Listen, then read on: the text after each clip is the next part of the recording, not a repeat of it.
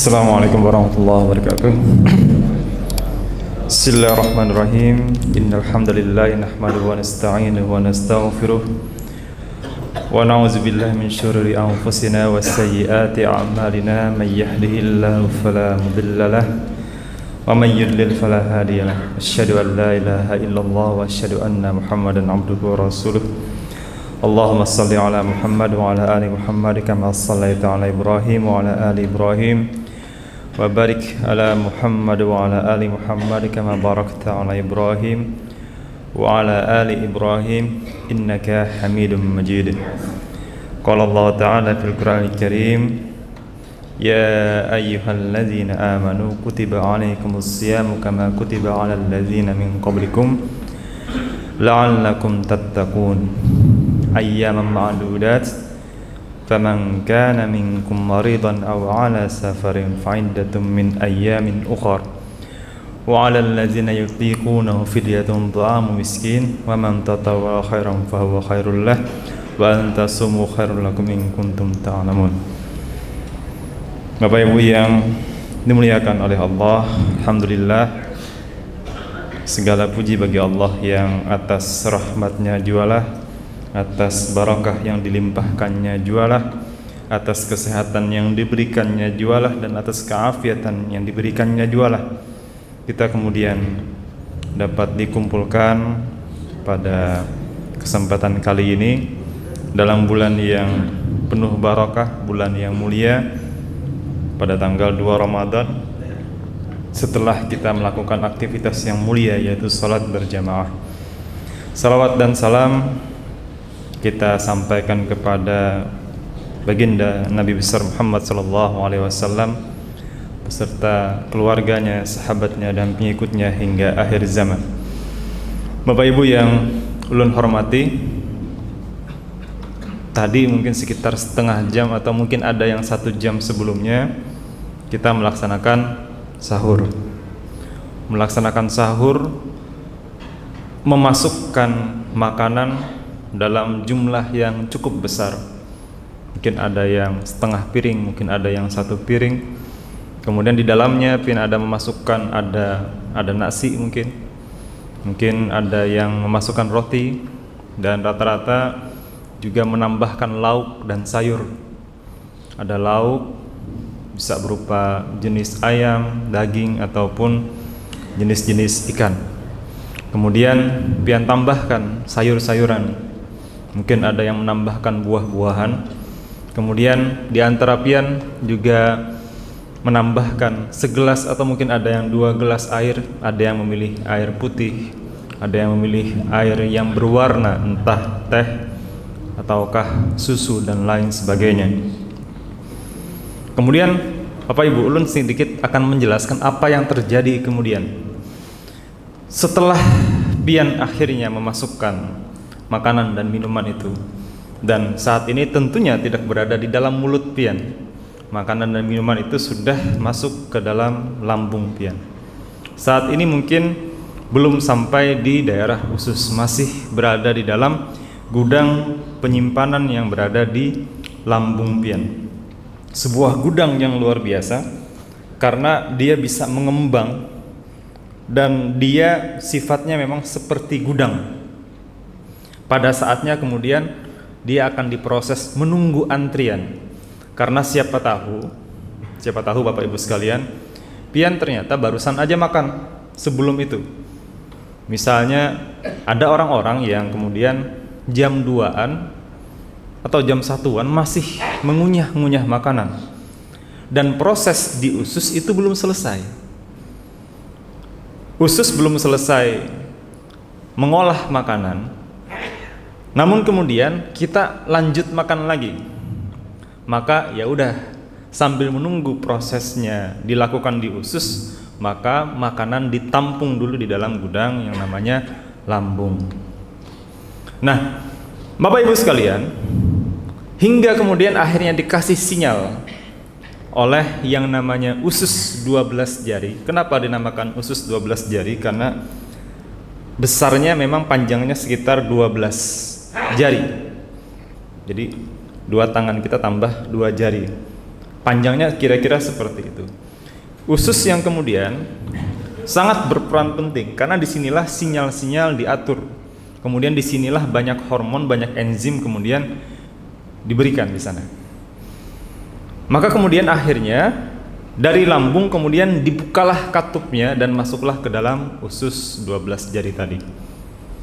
Bapak Ibu, sebelumnya apakah lambung hanyalah sekedar tempat penampungan atau sekedar gudang saja? Ternyata tidak. Lambung itu kemudian itu juga berguna. Bukan hanya sekedar sebagai gudang, tetapi disinilah tempat pengolahan awal. Jadi kemudian makanan-makanan mungkin yang pian makan itu mengandung ada zat-zat yang berbahaya, ada bakteri di dalamnya, ada debu-debu atau zat-zat yang membahayakan bagi tubuh, ada racun-racunnya misalnya, ada virus-virusnya. Maka kemudian di dalam lambung itu kemudian diasamkan, dilakukan proses pengasaman sehingga dengan kondisi asam tadi maka akan terjadi kematian banyak organisme-organisme yang berbahaya di dalam lambung tadi. Kemudian bukan hanya itu saja, di dalam lambung juga kemudian diberikan enzim. Bapak Ibu, apa yang dinamakan enzim? Enzim itu adalah zat penghancur, zat pengurai makanan. Jadi mungkin pian seringkali kalau kita ingin menghancurkan sesuatu, menguraikan sesuatu, itu perlu suhu yang tinggi seringkali. Jadi kalau di dalam praktek di laboratorium, supaya zat-zat ini bisa dipisah, maka pilihannya adalah dipanaskan saja. Dengan pemanasan yang tinggi, maka zat-zat itu akan terpisah. Itu pilihan yang biasa digunakan. Cuma masalahnya, kalau diberikan suhu yang tinggi, apa kabar dengan tubuh kita? Maka kita akan mengalami panas yang luar biasa. Maka ada pilihan yang lain, Bapak Ibu sekalian, untuk menghancurkan tadi, untuk mengolah makanan tadi, untuk menguraikan makanan tadi. Maka kemudian tubuh mengeluarkan bukan dengan suhu yang tinggi, tetapi memberikan zat yang namanya enzim. Enzim inilah yang kemudian, anggaplah Bapak Ibu sekalian, ini banyak ada sebuah makanan, kemudian kita ingin menghancurkan sesuai dengan keperluannya, zat-zat dalamnya. Nah, kerjaan tubuh enzim tadi dia akan menguraikan sesuai dengan bahannya. Maka kemudian terurailah, pian tadi makan patin misalnya, pian tadi makan ada gorengan, pian ada makan nasi, maka diuraikan menjadi zat karbohidrat, diuraikan yang ini menjadi protein, yang ini menjadi lemak dan lain sebagainya. Itu dilakukan mulai dari mulut sebetulnya, kemudian dilanjutkan terutama di lambung. Lanjut sampai mungkin sekitaran 1 jam masuk ke usus 12 jari. Nah, disinilah kemudian Bapak Ibu sekalian ada enzim-enzim yang lebih banyak lagi dari daerah hati kita. Daerah hati Bapak Ibu sekalian mengeluarkan yang namanya empedu. Jadi ada yang namanya kantong empedu di dalam hati. Kantong empedu mengeluarkan empedu. Empedu ini kemudian mengolah makanan yang kita makan tadi. Ada enzim-enzimnya. Kemudian sebelah sini ada pankreas. Pankreas juga ngasih enzim. Hingga kemudian betul-betul terolah dan terwarnai. Sehingga makanan yang dalam berbagai macam warna yang asalnya kita makan kemudian terwarnai dengan satu warna empedu. Hingga kemudian Bapak Ibu sekalian akhirnya masuk ke dalam usus halus. Di dalam usus halus inilah kemudian makanan dilakukan penyerapan pada akhirnya. Jadi makanan yang pian makan tadi akhirnya sampailah ke tempat penyerapan. Jadi bukan hanya sekedar ditampung, tetapi kemudian diserap. Dan diserap kemudian, istimewanya Bapak Ibu sekalian, penyerapannya adalah sudah sesuai dengan barang-barangnya tadi. Jadi makanan pian ini kan paketannya tadi semuanya ngumpul jadi jadi satu olahan pada awalnya, langsung aja ditelan. Tapi kemudian sampai di daerah usus halus itu sudah dalam paket-paket tertentu. Ada paket karbohidrat, ada paket lemak, ada paket protein, ada paket vitamin, dan lain sebagainya. Nah, itu tinggal pada akhirnya dengan paket-paket tadi, itu kemudian diambil oleh tubuh. Melalui, Bapak Ibu sekalian, kita harus membayangkan usus halus tadi ada pori-pori kecilnya. Kemudian lewat pori-pori kecil tadi, tembus sampai kemudian masuk ke dalam darah, dan di dalam darah akhirnya kemudian beredarlah lemak dibawa oleh transport tertentu. Jadi ada mobil tertentu yang kemudian membawa lemak, ada mobil tertentu yang membawa glukosa, ada mobil tertentu yang membawa protein, dan lain-lainnya. Masing-masing mobil kemudian diarahkan sesuai dengan ini mau kemana diantar. Sampai kemudian diantar masing-masing pada akhirnya ke sel target. Akhirnya sampailah ke sel-selnya. Dan di sel inilah kemudian diubah. Ada yang kemudian yang namanya glukosa, karbohidrat tadi, kemudian diolah menjadi energi.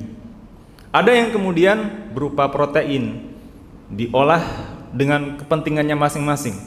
Ada yang kepentingannya adalah zat pembangun tubuh, ada yang kepentingannya jadi enzim, ada yang kepentingannya untuk membantu tubuh dengan berbagai macam urusan-urusannya. Ada lagi yang namanya cadangan-cadangan energi. Nah, Bapak Ibu sekalian, itu akhirnya perlu waktu berjam-jam sampai akhirnya semua tugas tadi selesai, yang namanya tugas metabolisme. Nah, Bapak Ibu sekalian, berapa lamakah, pertanyaannya, semuanya itu akhirnya dilaksanakan, diselesaikan? Rata-rata semuanya sampai jadi energi adalah anggaplah sekitaran 6-8 jam. 6 sampai 8 jam sampai 10 jam. Maka Bapak Ibu sekalian, semua makanan yang pian makan tadi, pian makan sekitaran setengah jam atau 1 jam lalu, itu kemudian anggaplah ini sudah jam 6, kira-kira pukul 13 nanti, pukul 1 nanti semuanya sudah terolah. Semuanya kemudian sudah terpakai menjadi, kalau yang bagian karbohidrat, bagian glukosa, itu kemudian sudah jadi energi. Sudah jadi energi, pian pakai jadi energi, dan habislah sudah pada kisaran pukul 1, pada kisaran pukul 2. Maka Bapak Ibu sekalian, pada saat itulah tubuh ngasih sinyal, aku sudah kehabisan glukosa, aku sudah kehabisan sumber energi. Maka kemudian dikirimlah sinyal lewat mekanisme tertentu, kemudian sampailah ke daerah otak. Maka otak akan mengatakan, tubuh, hai tubuh, kita sudah kekurangan yang namanya energi, sumber energi sudah kekurangan, maka saatnya makan lagi. Maka ayo kita makan lagi. Tubuh kemudian membuat sebuah rasa yang dinamakan rasa lapar. Muncullah pada kisaran pukul 1, pukul 2 siang nanti. Nah, Bapak Ibu sekalian, maka tubuh akan berupaya untuk mencari yang namanya asupan makanan tadi. Maka pian akan merasakan kelaparan sekitaran pukul 2 tadi. Nah, tapi apa kabar Bapak Ibu sekalian kalau kita sedang berpuasa? Maka akhirnya pian harus menahan yang harusnya mungkin sudah terbiasa untuk makan di kisaran pukul 1, pukul 12 sudah merasa lapar, kemudian pian pukul 1 sudah makan, pukul 2 sudah makan, maka pian akan mencoba menahan itu, menahan lapar tadi. Nah, Bapak Ibu sekalian, apa kabar? Apakah kemudian, tadi catatan pentingnya adalah pian sudah kehilangan energi. Zat yang kemudian dipakai untuk energi dari yang pian makan nasi 1 piring tadi, bahkan kalaupun pian makan 2 piring atau 3 piring sekaligus, toh sebenarnya jam segitu juga sama, habis juga. Kisaran jam segitu, seberapa banyak makanan yang pian makan, akan tetap habis pada kisaran pukul 2. Kalau Pang pian misalnya, oh berarti supaya tahan sampai jam 6 makannya adalah 4 piring misalnya, atau 3 piring. Kada Pak Bu, karena tubuh memang polanya adalah pada saat itu habis sudah. Memang bertahannya sampai pukul 2-an aja, sekitaran 8 sampai 10 jam saja. Maka selesai proses tadi, maka tubuh memang akan lapar. Maka kemudian apa yang kemudian terjadi? Ketika kemudian kita berpuasa, kita kemudian tidak memilih untuk menambah makanan lagi yang bisa dipakai untuk pengolahan energi lagi. Apakah kemudian akhirnya tubuh akan loyo, tubuh akan kemudian down, akan ambruk? Maka kemudian ada yang berpikir kalau seperti itu, maka mestinya kita meminimalisir jumlah energi yang dikeluarkan. Ada yang berpikiran seperti itu. Ada yang kemudian berpikir bahwa kalau seperti itu, maka mestinya kita kemudian lebih banyak istirahat sejak awal. Kalau perlu tiduran aja kerjaannya. Karena hati-hati, pukul 2 sampai pukul setengah 7 ada 5 jam lagi kira-kira. Ada hampir 5 jam. Dan kalau kemudian kita nekat untuk tetap beraktivitas, itu kemudian tubuh akan ambruk. Sumber energinya ke dada, pikir kita mungkin. Tapi Bapak Ibu sekalian, ternyata tidak. Ternyata walaupun kita kelaparan tadi, walaupun tubuh kemudian kehabisan energi dari makanan yang kita makan pukul 4 atau pukul setengah 5 tadi, ternyata tubuh memiliki yang namanya cadangan energi. Sejak lama kita sudah melakukan penyimpanan cadangan energi tadi. Penyimpanan pertama, kalau tadi glukosa yang diolah, ada yang namanya glikogen. Glikogen letaknya ada di otot, ada di dalam hati. Di hati dan di otot itulah kemudian akhirnya glukosa dalam darah sudah habis nih. Apa caranya? Tenang. Maka kemudian tubuh akan mengambil cadangan-cadangan lemak, cadangan pertama cadangan glikogen dulu yang ada di dalam hati pian, yang ada di dalam otot-otot pian, kemudian akan diambil, diolah menjadi bahan pembentuk energi. Glikogen sudah habis. Apakah kita masih bisa bertahan? Tenang. Berikutnya kemudian yang akan diolah adalah lemak. Maka lemak-lemak yang ada di batis pian, di batang paha pian, lemak yang ada di dalam perut pian, dan di berbagai tempat di dalam tubuh pian, itu kemudian akan direaksikan, akan diambil, akan diolah, dan kemudian berubah menjadi energi. Jadi lemaknya hilangan. Maka itulah yang terjadi pada jam 2, jam 3, jam 4, jam 5, jam 6. Sehingga sebenarnya Bapak Ibu sekalian, dengan memahami teori seperti ini, kada perlu pian nambah waktu istirahat yang berlebihan.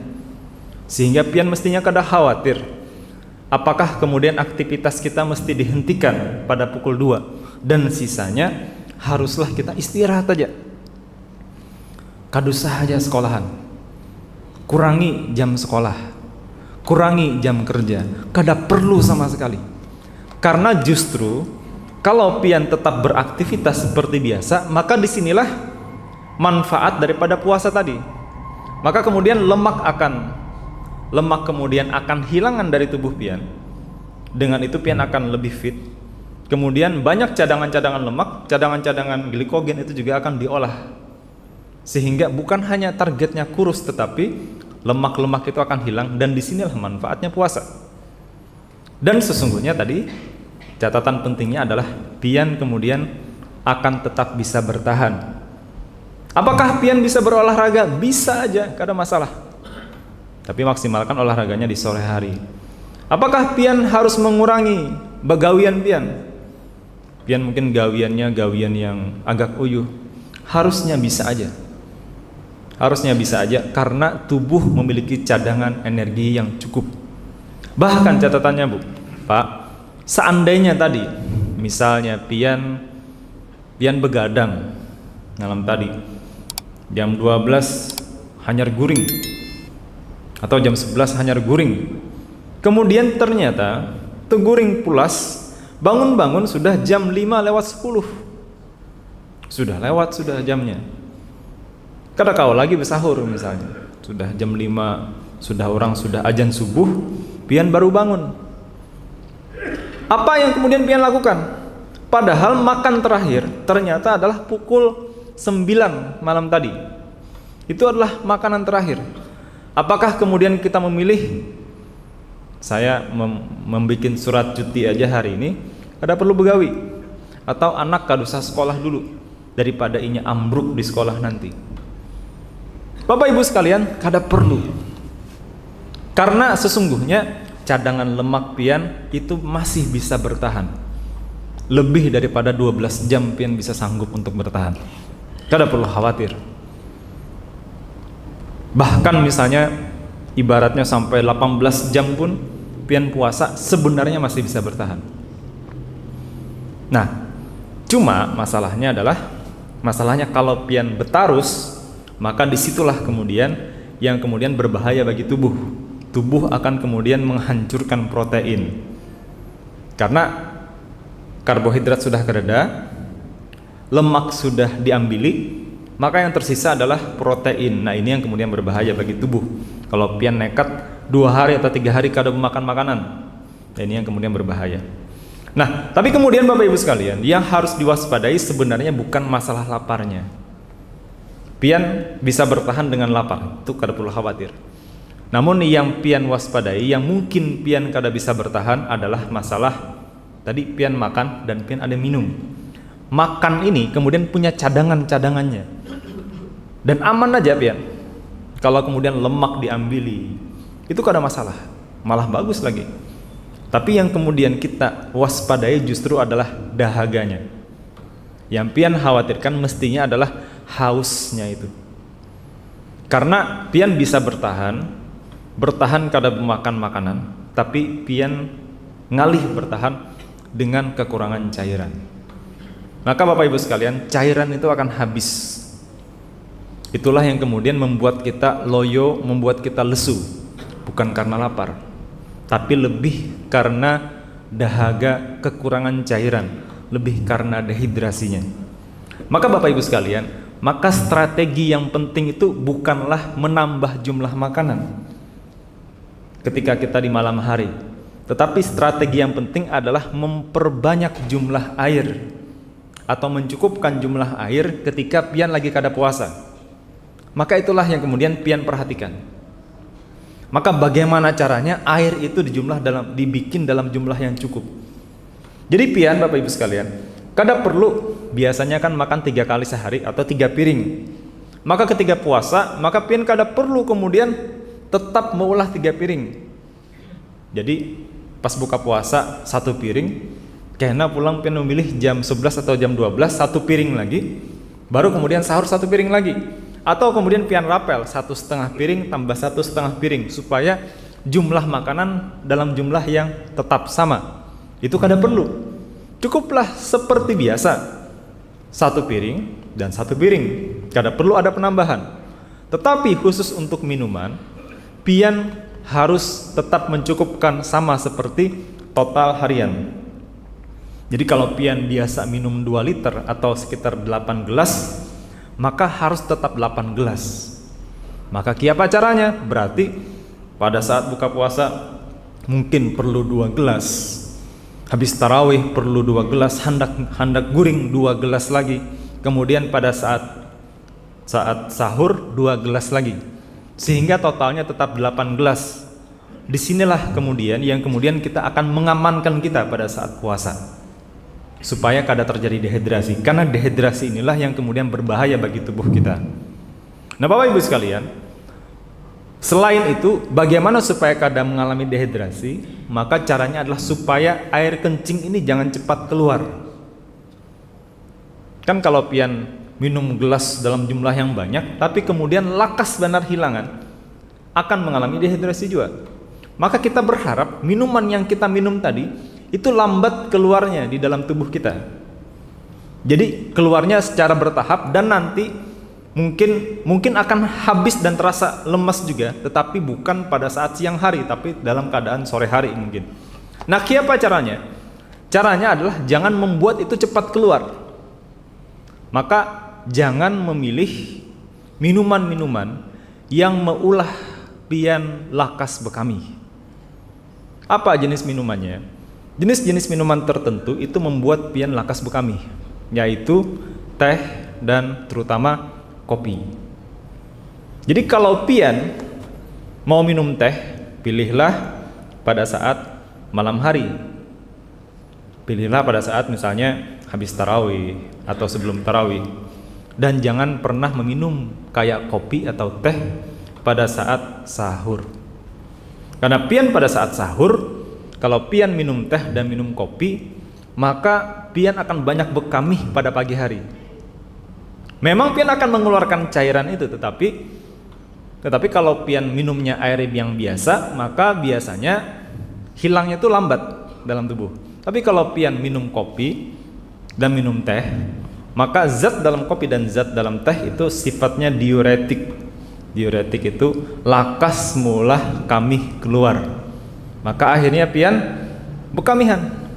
Mungkin habis sahur bekami, kemudian hendak subuh bekami, imbas subuh bekami terus sampai akhirnya pukul 11 itu sudah rasa habis sudah banyu di dalam awak, yang ada akhirnya loyo.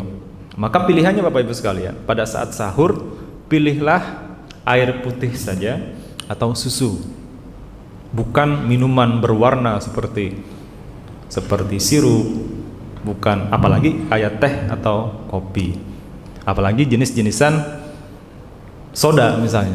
Jenis soda sama sekali tidak boleh diminum pada saat berpuasa. Nah, Bapak Ibu sekalian, terakhir kemudian yang ingin saya sampaikan adalah dulu orang khawatir tentang masalah puasa ini. Apakah kita bisa bertahan, tubuh manusia bisa bertahan untuk berpuasa? Dan kemudian apa sih manfaatnya puasa? Sampai pada tahun 2016 Bapak Ibu sekalian, ada seorang Jepang yang bernama Yoshinori Ohsumi, seorang Jepang non muslim. Dia kemudian mengemukakan teori autofagi. Teori autofagi yang mana kemudian gara-gara itu Yoshinori Ohsumi itu kemudian mendapatkan hadiah Nobel. Bukan hanya itu saja, itu kemudian mengubah persepsi dunia tentang berpuasa. Bapak Ibu sekalian, dulu lapar dianggap bahaya. Yang namanya lapar itu adalah sinyal bahaya dalam tubuh. Tetapi kemudian sinyal lapar ternyata tadi kita pian lapar jam 2-an, jam 3. Mungkin orang menganggap wah ini bahaya sudah nih, lapar nih, bisa ambruk kita. Tapi kada Bapak Ibu sekalian, ternyata sinyal lapar ini ternyata bukan sekedar bahaya saja bagi tubuh, tapi ternyata ditemukan ini akan memicu yang namanya autofagi. Memicu autofagi. Apa itu autofagi? Autofagi itu adalah aktivitas memakan di dalam sel, memakan barang-barang yang kada berguna lagi, atau mengolah sampah. Jadi di dalam sel itu ada yang namanya fagosom. Itu kemudian tugas dia adalah kemudian mengolah sampah-sampah di dalam sel. Bapak Ibu, hasil metabolisme, hasil yang pian makan itu banyak sampahnya. Atau kerusakan-kerusakan sel itu jadi sampah. Maka kalau dibiarkan itu kemudian akan berbahaya bagi tubuh. Nah, menariknya tubuh itu memiliki yang namanya mekanisme daur ulang. Jadi barang-barang yang kada berguna itu kemudian bisa diolah lagi menjadi barang-barang yang berguna kembali. Atau sederhananya namanya aktivitas rekonstruksi. Daur ulang maka berarti yang bahari diolah menjadi baru lagi. Ada proses pembaruan lagi. Maka kemudian ternyata menariknya Bapak Ibu sekalian, lapar ini, jadi kalau pian kada makan lebih daripada 10 jam tadi, lebih daripada 8 jam, maka pada saat itulah aktif mekanisme autofagi. Dengan autofagi ini maka tubuh akan melakukan proses daur ulang, dan ini manfaatnya banyak bagi tubuh. Maka karena inilah kemudian tubuh kita menjadi dibarukan kembali. Maka karena inilah pian sel-sel yang sudah rusak kemudian diolah menjadi baru lagi, jadi awet muda kembali. Gara-gara ini kemudian kulit kembali menjadi cerah. Gara-gara ini organ-organ yang rusak diperbaiki kembali, dan berbagai macam hal-hal yang lain. Sehingga Bapak Ibu sekalian sampai pada satu kesimpulan, ternyata lapar ini kalau diteruskan malah bagus bagi tubuh. Sehingga gara-gara itu Bapak Ibu sekalian, sejak tahun-tahun itu ramai sekali berbagai macam riset tentang puasa. Hingga kalau dulu, pian mungkin dulu pada saat pian masih muda, bagi yang mungkin usia 50-an, dulu mendengar apa-apa itu dokter kemudian menyarankan, wah pian diet aja, pian ini lagi garing tertentu, wah pian disarankan selain berobat, pian disarankan untuk diet. Apa itu diet? Diet itu adalah mengurangi jumlah makanan. Jadi makanan dikurangi, misalnya pian biasa 2 piring jadi 1,5 piring. Misalnya makanannya jumlahnya segini, jadi segini aja. Itu namanya diet. Itu bahari Pak Bu. Anjuran diet itu adalah anjuran lama. Hingga kemudian saat ini karena berbagai macam penelitian, berbagai macam kemajuan, para dokter kemudian menyarankan bukan diet saat ini. Maka yang disarankan adalah puasa. Disarankan adalah bukan mengurangi makanan, tetapi mengkadamakan dalam jumlah tertentu.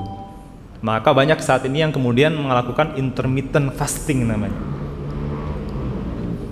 Atau bagi orang Islam ya selajur aja puasa, bukan hanya intermittent fasting.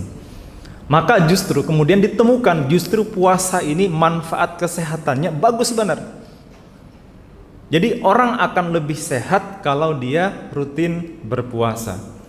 Dan garing apapun, selama garing-garingnya garing-garing yang aman, maka justru ini adalah justru baik sebagai kesehatan, baik bagi kesehatan. Dan ini sudah dianggap sebagai bagian daripada terapi, bagian daripada pengobatan pian. Maka jangan khawatir, bagi pian-pian yang memiliki penyakit tertentu, konsultasikan dulu. Harusnya pian bisa aja untuk berpuasa. Justru puasa ini adalah bagian daripada pengobatan pian. Padahi lawan kuitan-kuitan pian. Kalau sanggup tetap aja berpuasa. Pikirkan berpuasa dulu. Kada usah khawatir dulu. Masalah obat yang harus diminum siang hari, konsultasikan ke dokter. Siapa tahu bisa digeser jamnya. Siapa tahu bisa aja berpuasa, karena puasa adalah bagian daripada terapi pada saat ini. Maka Bapak Ibu sekalian, Maha benar Allah dengan segala firman-Nya, wa antasumu khairul lakum in kuntum ta'lamun. Maka kata Allah dalam surah Al-Baqarah ayat 184, ketika menjelaskan tentang berpuasa, maka Allah mengatakan wa antasumu, maka sesungguhnya kata Allah, berpuasa itu khairul lakum, lebih baik bagi kamu, bagus bagi kamu, entah karena masalah sehatnya, entah karena masalah spiritualitasnya dan lain sebagainya. Bila kamu melakukan riset, bila kamu mengetahui, bila kamu melakukan eksplorasi, maka kamu akan tahu bahwa puasa itu sesungguhnya akan lebih baik bagi kamu. Hadanallahu wa iyyakum ajmain. Astaghfirullahalazim, astaghfirullahalazim, astaghfirullahalazim. Subhanakallahumma rabbana bihamdika asyhadu an la ilaha illa anta astaghfiruka wa atubu ilaik. Assalamualaikum warahmatullahi wabarakatuh.